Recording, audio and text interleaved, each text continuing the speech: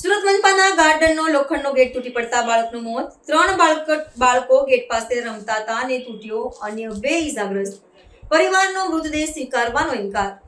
સુરતના પર્વત ગામ વિસ્તારમાં સંચાલિત પાલિકા સંચાલિત ગાર્ડનના જર્જરિત લોખંડનો ગેટ તૂટી પડતા એક માસૂમ 3 વર્ષના બાળકનું કરુણ મોત નીપજ્યું છે, જ્યારે અન્ય માસૂમ બાળકો ઈજાગ્રસ્ત છે. આ દુર્ઘટનાને કારણે મૃતક બાળકના પરિવારમાં શોક છવાઈ ગયો છે.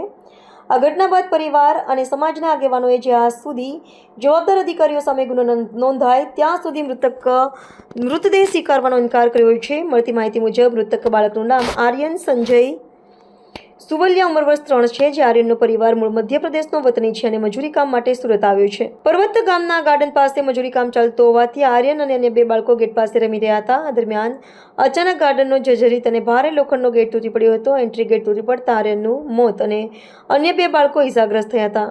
આર્યન ગેટ નીચે દબાઈ જવાથી તેને ગંભીર ઈજાઓ થઈ હતી, જ્યારે અન્ય 2 બાળકોને પણ નાની મોટી ઈજાઓ થઈ હતી. તાત્કાલિક આર્યનને સ્મીમેર હોસ્પિટલ ખસેડવામાં આવ્યો હતો, પરંતુ ત્યાં તેને મૃત જાહેર કરવામાં આવ્યો હતો. પરિવાર અને સમાજના લોકોની મુખ્ય માંગ છે કે પાલિકાના ગાર્ડન વિભાગના જવાબદાર અધિકારીઓ અને કોન્ટ્રાક્ટર સામે બેદરકારી દાખવવા બદલ તાત્કાલિક ગુનો નોંધવામાં આવે. જ્યાં સુધી આ કાર્યવાહી ન થાય ત્યાં સુધી તેઓ મૃતદેહ સ્વીકારવાનો ઇનકાર કરી રહ્યા છે. આ ઘટનાએ પાલિકાની બેદરકારી પર અનેક સવાલો ઉભા કર્યા છે. પોલીસે આ મામલો આગળની કાર્યવાહી હાથ ધરી છે. મારું નામ છે હિતેશ શંકરભાઈ મુંડેરા, બિલ સમાજ સુરક્ષા પ્રમુખ. શું બનાવ બન્યો હતો ને કઈ જગ્યા પર બન્યો?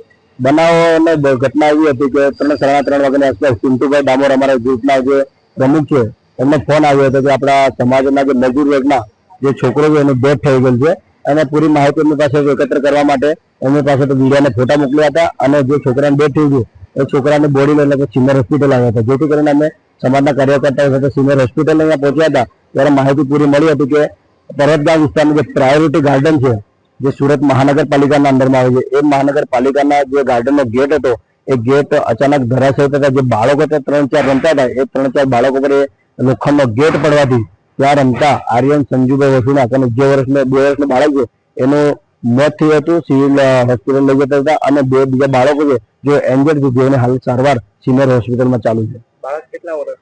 બાળક જે મરણ જનાર છે તે 2 વર્ષનું છે. બીજા 2 બાળકો છે એમની પણ 2.5-3 વર્ષ છે.